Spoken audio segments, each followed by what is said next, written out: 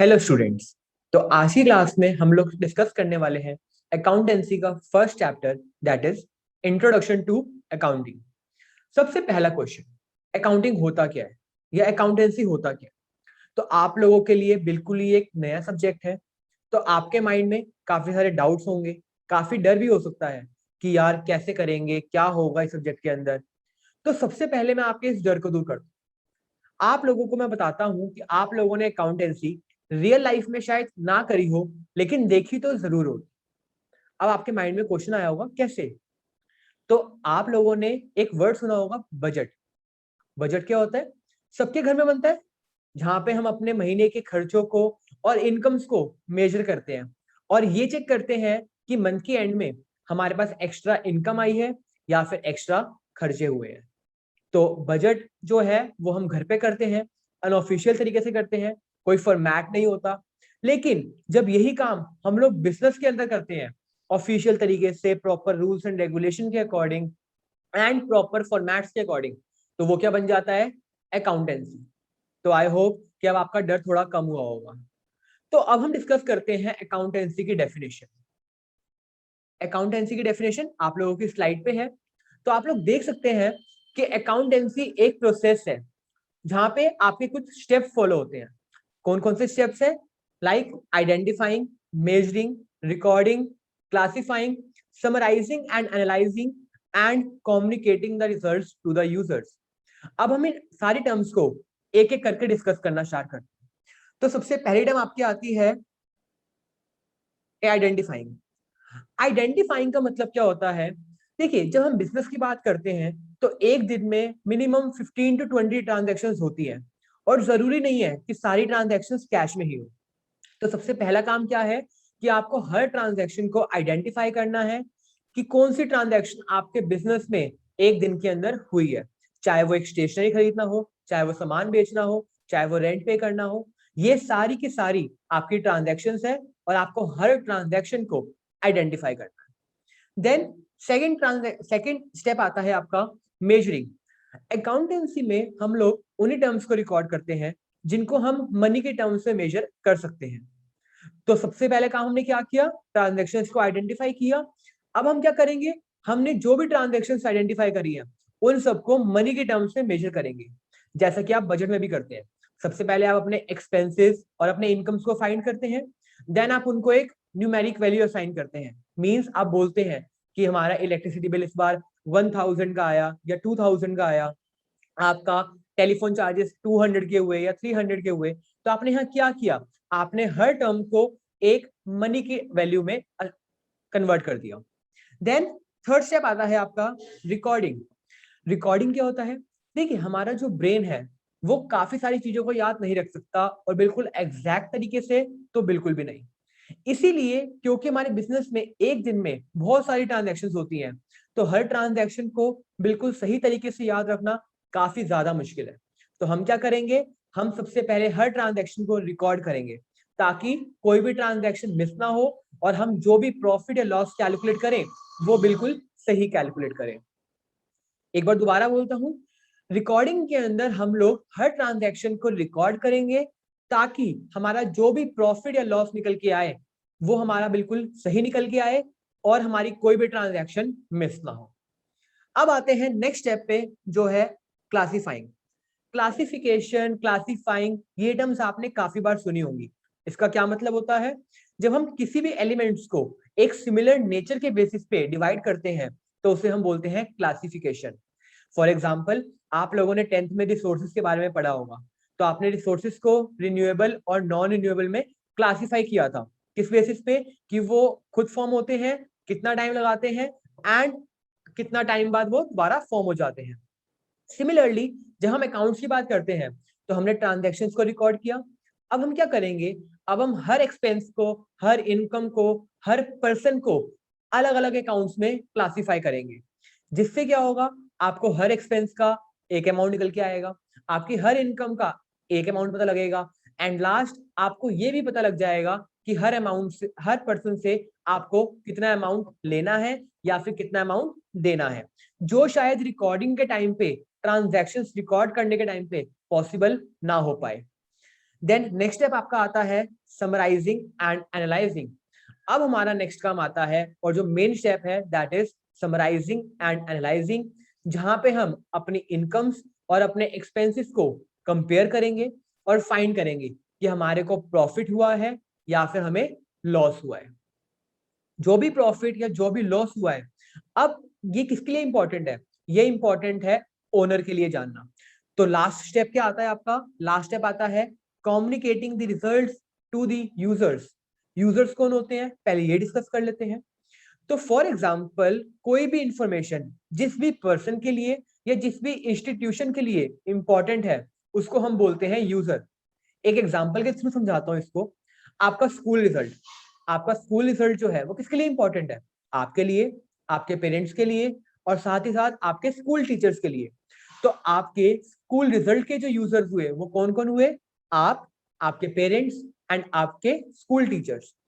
Similarly जब हम accounting की बात करते हैं, तो जो भी हमने अकाउंटिंग इंफॉर्मेशन प्रिपेयर करी है, जो भी हमने प्रॉफिट या लॉस कैलकुलेट किया है, वो जिस भी पर्सन के लिए या जिस भी इंस्टीट्यूट के लिए इंपॉर्टेंट होगा, वो क्या कहलाएगा? अकाउंटिंग यूजर्स कहलाएगा।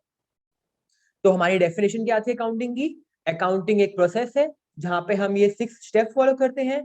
सबसे पहले आइडेंटिफाई करते हैं ट्रांजेक्शन्स को, देन हम उनको मनी की टर्म्स से मेजर करते हैं, देन थर्ड हम उनको रिकॉर्ड करते हैं, फोर्थ उनको हम क्लासिफाई करते हैं on the similar basis, fifth हम प्रॉफिट या लॉस कैलकुलेट करते हैं समरी और एनालाइज करने के बाद, एंड लास्ट जो भी रिजल्ट निकल के आता है वो हम अपने यूजर्स को कम्युनिकेट कर देते हैं। अब हम डिस्कस करते हैं यूजर्स के बारे में कि यूजर्स कौन होते हैं। यूजर्स वो लोग जिनके लिए अकाउंटिंग इंफॉर्मेशन इंपॉर्टेंट है। तो यूजर्स जो हैं आपके, वो 2 पार्ट्स में क्लासिफाइड हैं। First is internal users and the second one is external users. Internal users कौन होते हैं? ये वो लोग होते हैं जो बिजनेस के अंदर होते हैं और जिनका बिजनेस पे डायरेक्टली पूरा का पूरा कंट्रोल होता है और जिनके लिए अकाउंटिंग इंफॉर्मेशन इंपॉर्टेंट भी है। एक्सटर्नल यूजर्स कौन होते हैं? वो सारे यूजर्स जो बिजनेस के बाहर है और इनडायरेक्टली और डायरेक्टली कहीं ना कहीं ये भी हमारे बिजनेस को इम्पैक्ट करते हैं, हमारे बिजनेस में काफी ज्यादा रोल प्ले करते हैं। अब हम डिस्कस करते हैं सबसे पहले इंटरनल यूजर्स के बारे में। तो इंटरनल यूजर्स जैसे कि मैंने आपको बताया, वो सारे यूजर्स जो बिजनेस के अंदर हैं और जिनका बिजनेस पे डायरेक्ट कंट्रोल है। इसमें 3 पार्ट्स हैं। सबसे पहले आपके owners, second management and third employees. सबसे पहले आपका आता है ओनर्स। तो ओनर्स आपके लिए क्यों इंपॉर्टेंट है या उनके लिए अकाउंटिंग इंफॉर्मेशन क्यों इंपॉर्टेंट है? देखिए, ओनर्स जो है उन्होंने बिजनेस में पैसा इन्वेस्ट किया है, तो उनके लिए जानना ये बहुत ज्यादा जरूरी है कि उन्हें प्रॉफिट हुआ या लॉस हुआ। और प्रॉफिट या लॉस का पता कैसे लगेगा? जब हम अकाउंटेंसी का प्रोसेस परफॉर्म करेंगे। तो अकाउंटेंसी सबसे ज्यादा किसके लिए इंपॉर्टेंट है? ओनर्स के लिए इंपॉर्टेंट है। देन हम सेकंड पे आते हैं, दैट इज मैनेजमेंट। मैनेजमेंट के लिए अकाउंटिंग इंफॉर्मेशन क्यों इंपॉर्टेंट है? जैसे जैसे बिजनेस का स्केल बड़ा होता जाता है, तो जो डेली बेसिस के डिसीजन होते हैं वो कभी ओनर नहीं लेता। वो कौन लेता है? वो आपका मैनेजमेंट लेता है आपके बिहाफ पे। तो मैनेजमेंट के लिए अकाउंटिंग इंफॉर्मेशन क्यों इंपॉर्टेंट है? देखिए, जब भी कोई पॉलिसीज बनाई जाती हैं या जब भी कोई डिसीजन लिया जाता है, तो वो डिसीजन या पॉलिसीज हमारी पास्ट परफॉर्मेंस को ध्यान में रख के ली जाती है। और हमें पास्ट में प्रॉफिट्स हुए, पास्ट में हमारे कौन से एक्स्ट्रा एक्सपेंसेस हुए, पास्ट में लॉसेस का रीजन क्या था, ये कैसे पता लगेगा आपको या मैनेजमेंट को? ये जब पता लगेगा जब वो अपनी अकाउंटिंग इंफॉर्मेशन को अच्छी तरह से रीड करेंगे, उसको ध्यान से पढ़ेंगे। तो मैनेजमेंट के लिए अकाउंटिंग इंफॉर्मेशन क्यों इंपॉर्टेंट है? ताकि वो फ्यूचर में अच्छी पॉलिसीज बना पाए और डिसीजंस ले पाए अच्छी तरह, जिससे हमें फ्यूचर में प्रॉफिट होने के चांसेस इंक्रीज हो जाए। अब बात करते हैं लास्ट इंटरनल यूजर की, जो है एम्प्लॉइज। एम्प्लॉइज के लिए अकाउंटिंग इंफॉर्मेशन क्यों इंपॉर्टेंट है? मैं आपको एक एग्जांपल देता हूँ। अगर आज आपके पास 2 ऑप्शंस हो जॉब के, एक रिलायंस कंपनी और एक किंगफिशर।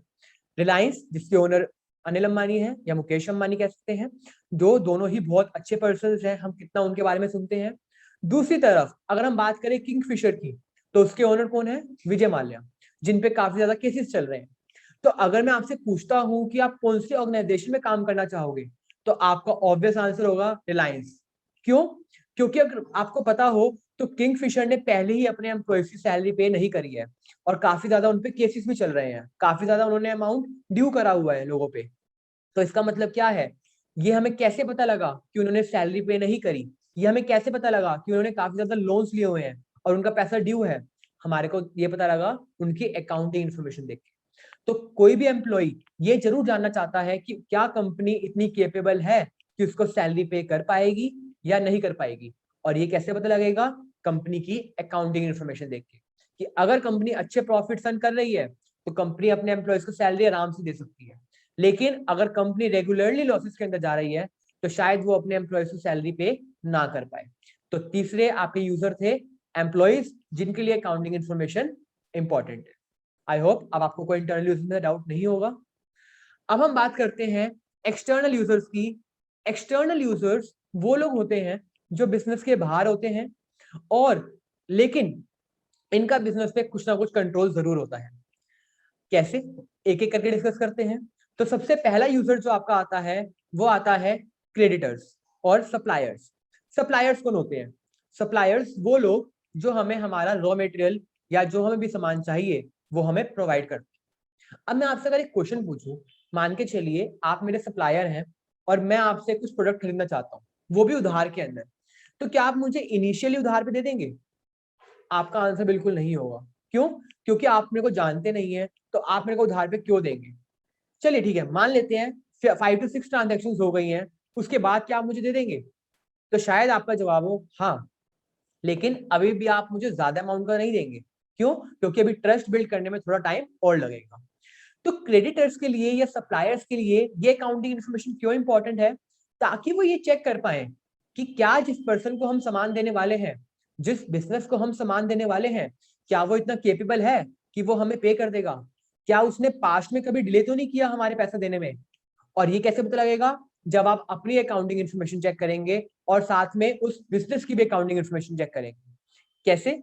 जब आप अपने अकाउंटिंग इन्फॉर्मेशन चेक करेंगे तो आपको पता लग जाएगा कि इस पर्सन ने पास्ट में कितना पेमेंट में डिले किया है और कितना नहीं। साथ ही साथ अगर मैं बिजनेस की बात करूं तो बिजनेस की अकाउंटिंग इन्फॉर्मेशन से आपको यह पता लग जाएगा कि क्या बिजनेस इतना केपेबल है कि मुझे वो पैसा रिटर्न कर पाएगा या नहीं कर पाएगा। देन नेक्स्ट आता है आपका बैंक्स। आपको इस बात का जरूर आइडिया होगा कि जब हम बिजनेस स्टार्ट करते हैं तो हम कई बार पैसा जो लेते हैं वो लोन लेते हैं बैंक से। बैंक से लोन लेते हैं तो हमें कुछ डॉक्यूमेंट सबमिट करने पड़ते हैं, और सबसे पहला डॉक्यूमेंट जो बैंक हमसे डिमांड करता है वो होता है हमारी income statement for past 6 months. अब मेरा क्वेश्चन ये है कि वो इनकम स्टेटमेंट क्यों डिमांड करता है? वो इनकम स्टेटमेंट इसलिए डिमांड करता है ताकि वो ये चेक कर पाए कि जिस पर्सन या जिस ऑर्गेनाइजेशन को वो लोग लोन देने वाले हैं, क्या वो इतना केपेबल है कि वो उनका लोन रीपे कर पाएगा या नहीं कर पाएगा। कैसे पता लगेगा? जब वो हमारी इनकम स्टेटमेंट चेक करेंगे और फाइंड करेंगे कि इस पर्सन की या इस बिजनेस की पास्ट 6 मंथ्स में क्या क्या इनकम्स रही है, क्या क्या एक्सपेंसेस रहे हैं, कहीं ओवर एक्सपेंसेस तो नहीं है ऑलरेडी, कहीं ओवर बर्डन तो नहीं है ये पर्सन पहले ही। तो अगर बैंक को इनकम स्टेटमेंट देखने के बाद उनको लगेगा कि हाँ उन्हें लोन देना चाहिए तो वो आपको लोन देंगे, अदरवाइज नहीं। तो बैंक्स के लिए भी अकाउंटिंग इन्फॉर्मेशन काफी ज्यादा मैटर करती है। देन हम बात करते हैं थर्ड यूजर की, दैट इज गवर्नमेंट। अब गवर्नमेंट के लिए क्यों इंपॉर्टेंट है? देखिए, आप जो भी बिजनेस करते हैं या जो भी काम करते हैं उससे आने वाली जो भी आपकी इनकम है उस पर आपको टैक्स पे करना पड़ता है। अब आप टैक्स तो पे करते हैं, लेकिन गवर्नमेंट को कैसे पता लगेगा कि जो आपने टैक्स पे किया है वो सही अमाउंट पे किया है या नहीं? इसके लिए वो आपसे एक डॉक्यूमेंट फाइल करवाते हैं जिसको बोलते हैं आईटीआर, इनकम टैक्स रिटर्न।